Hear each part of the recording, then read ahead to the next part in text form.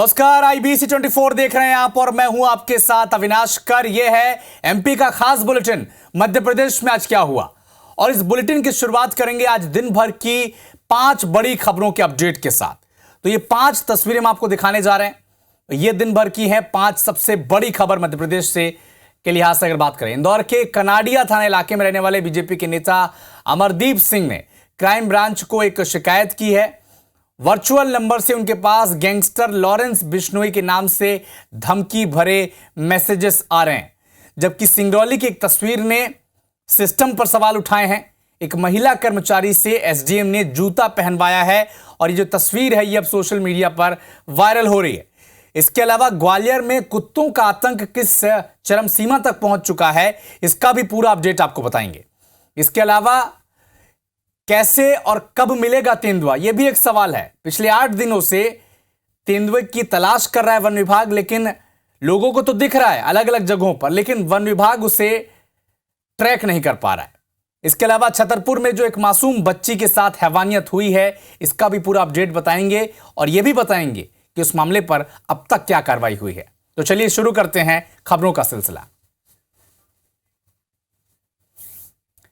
तो इन तमाम खबरों के बीच देश में आम चुनाव से पहले ईवीएम एक बार फिर से सवालों के घेरे में है और चर्चाओं में भी है। आज भोपाल में गुजरात के आईआईटीएन और सॉफ्टवेयर एक्सपर्ट्स ने ईवीएम और वीवीपैट के जरिए वोटों में होने वाली छेड़छाड़ को लेकर डेमोन्स्ट्रेशन किया। गुजरात के अतुल पटेल ने राहुल मेहता की बनाई हुई ईवीएम वीवीपैट मशीन और उसकी प्रोग्रामिंग के जरिए बताया कि किस तरह से इसमें गड़बड़ी की जा सकती है। इसको लेकर दिग्विजय सिंह ने कहा कि हमें शक है कि वोटिंग में ईवीएम के जरिए गड़बड़ी होती है, लेकिन चुनाव आयोग बीजेपी के दबाव में हमारी सुनवाई नहीं कर रहा। दिग्विजय सिंह ने यह भी कहा कि कर्नाटक में कांग्रेस को जितवाकर बाकी जगहों पर हरा दिया गया। वहीं दिग्विजय सिंह के ईवीएम हैकिंग के आरोपों पर बीजेपी नेताओं ने पलटवार किया।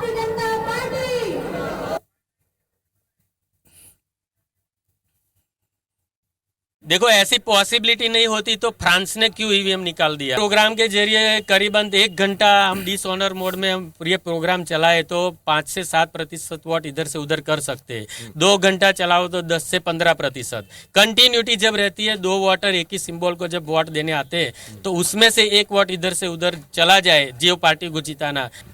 मुझे कई वर्ष लग गए मेरी पार्टी को भी समझाने में कि इसमें खेल हो रहा है। ये जो डिजाइन भी है ये हैकिंग के लिए आसान है। 6 महीने ज्यादा हो गए, माननीय चुनाव आयोग हमें मिलने का समय नहीं दे रहा है।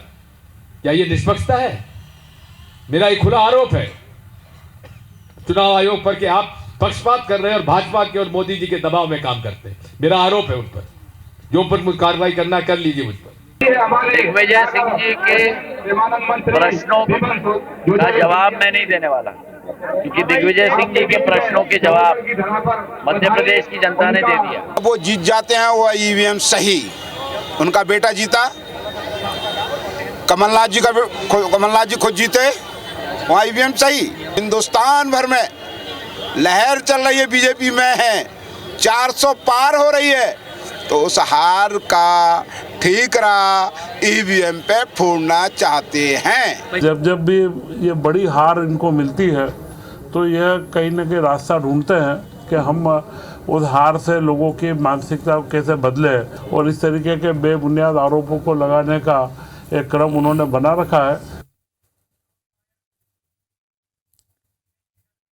इधर ईवीएम के अलावा एक बंगला भी भोपाल में मध्य प्रदेश में इस वक्त सुर्खियों में है। कौन सा है वो बंगला? दरअसल पूर्व मुख्यमंत्री शिवराज सिंह बंगले को लेकर अब सियासत शुरू हो गई है। नेता प्रतिपक्ष उमंग सिंघार ने सीएम डॉक्टर मोहन यादव को एक पत्र लिखा है बकायदा, और B974 बंगले की मांग की है। उमंग ने पत्र में लिखा है कि जब उनकी बुआ जमुना देवी मध्य प्रदेश की नेता प्रतिपक्ष हुआ करती थी, तब से वो बंगला उनके नाम पर रहा है और उमंग सिंघार का बचपन जो है उस बंगले में बीता है। लिहाजा B974 बंगला नेता प्रतिपक्ष होने के नाते उमंग सिंघार को अलॉट करना चाहिए। उमंग की चिट्ठी के बाद बीजेपी नेता के बयान भी आने शुरू हो गए। बीजेपी के मीडिया प्रभारी आशीष अग्रवाल ने तंज कसा और यह भी पूछ दिया कि उमंग सिंघार कमलनाथ और दिग्विजय सिंह का बंगला क्यों नहीं मांग रहे। बीजेपी के प्रवक्ता नरेंद्र सलूजा ने कहा कि एमपी में जब कांग्रेस की सरकार थी और उमंग सिंघार जब मंत्री थे, तब उन्हें अपनी बुआ की यादें नहीं आई, उस वक्त उनकी भावनाएं नहीं उमड़ी।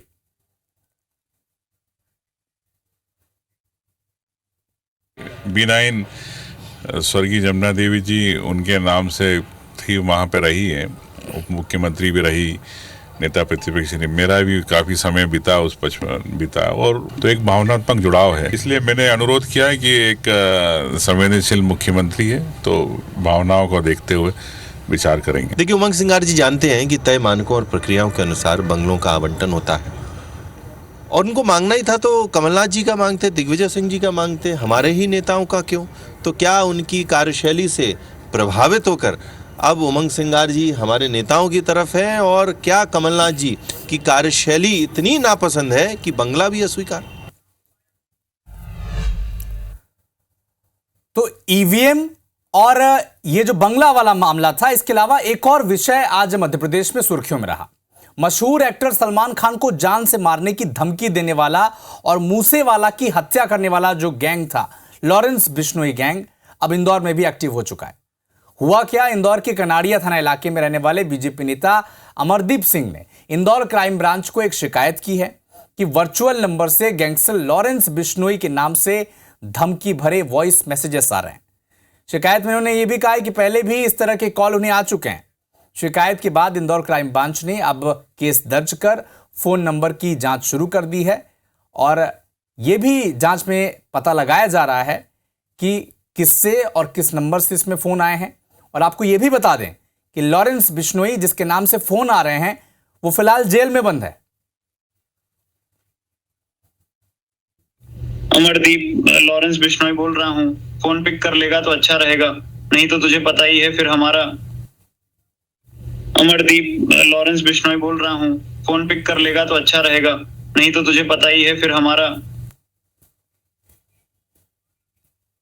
क्राइम ब्रांच में एक एफआईआर रजिस्टर की गई है, जिसमें कि एक एप्लीकेशन दी गई थी, जो कि फरियादी है अमरदीप सिंह, बोलते हुए वर्चुअल कॉल से, और उसमें ये उनके द्वारा ये बताया गया कि मैं लॉरेंस बिश्नोई बोल रहा हूँ, फ़ोन उठा, और इस तरह की उनके द्वारा बातें कही गई। उनके द्वारा बताया गया कि मुझे पूर्व में भी इस तरह की कुछ ऐसे कॉल्स आए थे। तो इस आधार पर थाना क्राइम ब्रांच में आईपीसी सेक्शन 506, 507 के तहत केस रजिस्टर किया जाकर इन्वेस्टिगेशन में लिया गया है।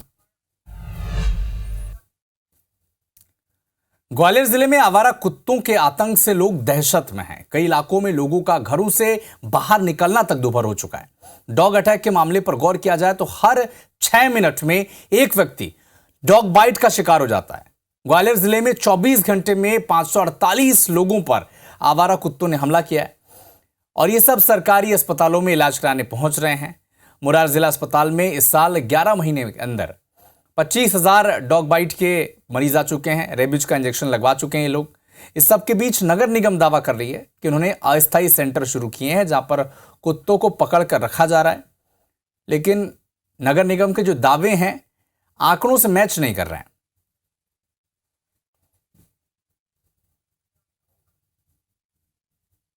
गली में बहुत ज्यादा कुत्ते हो गए, परेशान करते हैं कुत्ते के बीच में हम लोग जा रहे थे, मोड़ लिया पैर।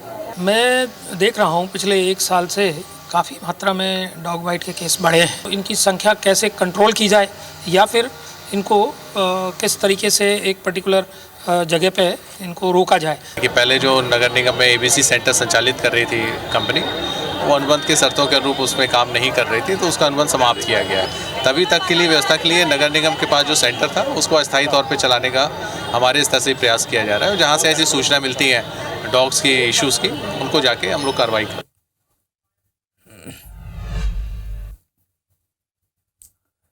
तो मध्य प्रदेश सरकार ने एक बार फिर से 2,500 करोड़ का कर्ज लिया है।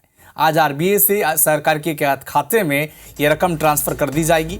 50 दिन की मोहन सरकार में ये दूसरी बार ऐसा मौका है जब सरकार ने कर्ज लिया है। एमपी में अब तक 3,33,000 करोड़ का कर्ज लिया जा चुका है। 2023 और 24 की बात करें तो 30,000 करोड़ का कर्ज सरकार ले चुकी है 2022 और 23 में। 26 विभागों के 3 महीने का बजट तय करने के बाद यह कर्ज अब मोहन सरकार ने आरबीआई से लिया है।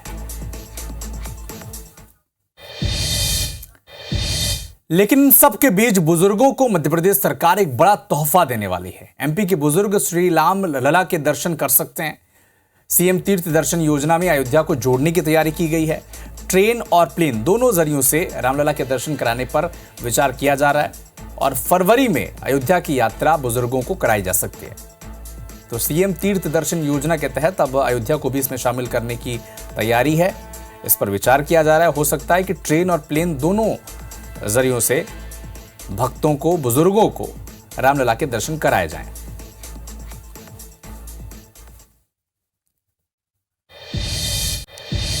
ग्वालियर से 7 साल पहले लापता हुई एक नाबालिग अब मुंबई में मिल चुकी है। पुलिस की टीम मुंबई से बरामद कर उसे लापता आशु राजपूत को ग्वालियर लेकर आ चुकी है। गुमशुदा अपने माता पिता को देखकर भावुक हो गई। अब आशु विदेश जाने की तैयारी में है। पुलिस के मुताबिक नाबालिग तक पहुंचने के लिए उसके आधार कार्ड का सहारा लिया गया। पुलिस ने आधार कार्ड पर ली गई सिम कार्ड की जांच की तो एक नया नंबर मुंबई में एक्टिव मिला। इस नंबर को सर्च कर पुलिस की टीम मुंबई अंधेरी वेस्ट पहुंची, जहां युवक बिल्डर के रूप में मिला। जब वो लापता हुआ था तो 17 साल का नाबालिग था, लेकिन अब 22 साल का हो चुका है।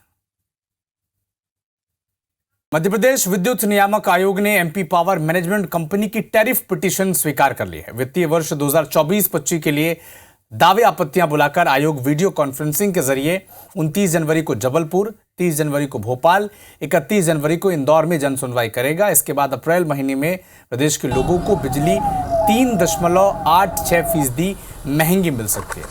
ऊर्जा मंत्री प्रद्युम्न सिंह तोमर का कहना है कि नियामक आयोग में अभी सुनवाई चल रही है, लेकिन हमारे समय में जो कीमतें बढ़ी हैं वो कम हैं। बिजली कंपनियों ने 2046 करोड़ की भरपाई के लिए बिजली दरें बढ़ाने की अनुमति आयोग से मांगी है और जो जानकारी मिली है उसके मुताबिक एमपी में अब तक औद्योगिक और गैर घरेलू उपभोक्ताओं के लिए 2 तरह का टैरिफ तय किया जा रहा है। इसमें दिन के समय उपभोक्ताओं को सस्ती और रात के समय महंगी बिजली मिल सकती है। कहा जा रहा है कि बिजली कंपनी उपभोक्ताओं को शाम 5 बजे के बाद से सामान्य से बढ़ी हुई दर पर बिजली देगी। इसके अलावा चार्ज भी वसूला जा सकता है। नियामक आयोग सुन रहा है, नियामक कंपनियों ने अपनी वो दी है, उस रेट की सुनवाई होने के बाद निर्णय होगा, तब कोई बात होगी। अरे समय में मेरे काल में हमने कीमतें जितनी बढ़ाई उनकी समीक्षा करेंगे, आप फिर जवाब मुझसे प्रश्न करेंगे तो ठीक रहेगा।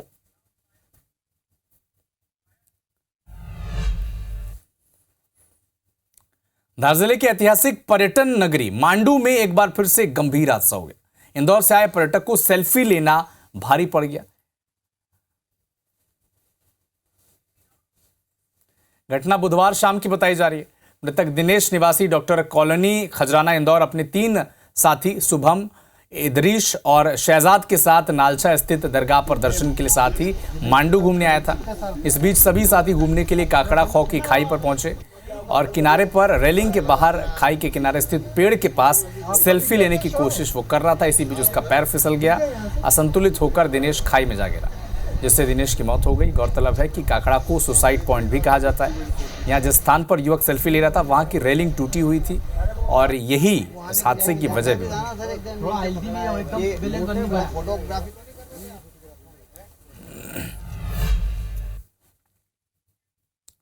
शहडोल से एक बड़ा अपडेट आप तक पहुंचा दें। पटवारी हत्याकांड के 3 आरोपी अब गिरफ्तार कर लिए गए हैं। अब तक 7 आरोपियों की गिरफ्तारी हो चुकी है। ट्रैक्टर से कुचलकर हत्या इन्होंने की थी। देवलोंद में वारदात को इन्होंने अंजाम दिया था और अब इस मामले में 3 आरोपी गिरफ्तार कर लिए गए हैं।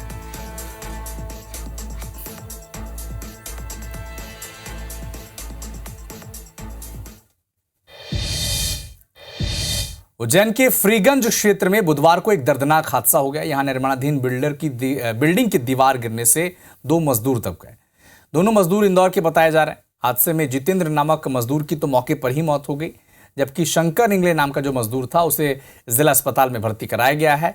इलाज उसका जारी है। उसे वहां से निजी अस्पताल रेफर किया गया है। घटना की जानकारी लगते ही पुलिस की टीम मौके पर पहुंची। मामले की जांच की जा रही है। नारूमल धर्मशाला के सामने सिंधी समाज का एक कंस्ट्रक्शन हो रहा था।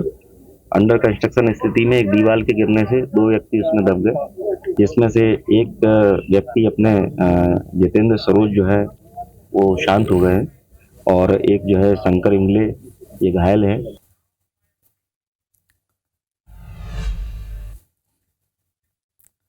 पुलिस की अवैध वसूली का एक वीडियो दतिया से वायरल हो रहा है। दरअसल ट्रक चालकों से वसूली करते पुलिस के लोग वहां पर दिख रहे हैं। ट्रक चालक से पैसे लेते पुलिसकर्मी का जो वीडियो है ये अब सोशल मीडिया पर वायरल हो रहा है। NH44 Jhansi Gwalior highway road पर चिरुला थाना है और हाईवे से निकलते हैं हर दिन सैकड़ों वाहन। और वसूली का जो वीडियो है, पुलिसकर्मी ट्रक चालकों से जो पैसे ले रहे हैं, वसूली कर रहे हैं, इसका वीडियो बन गया। वीडियो सोशल मीडिया पर वायरल हो रहा है।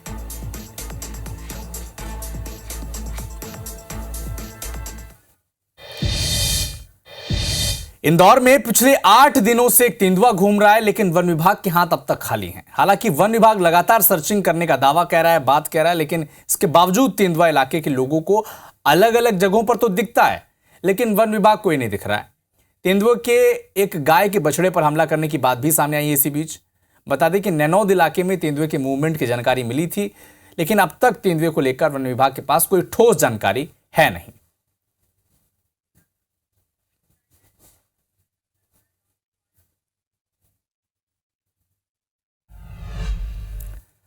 तो फिलहाल इस बुलेटिन में इतना ही, लेकिन देश और दुनिया के साथ मध्य प्रदेश और छत्तीसगढ़ के तमाम अपडेट के लिए आप देखते रहिए IBC 24। नमस्कार।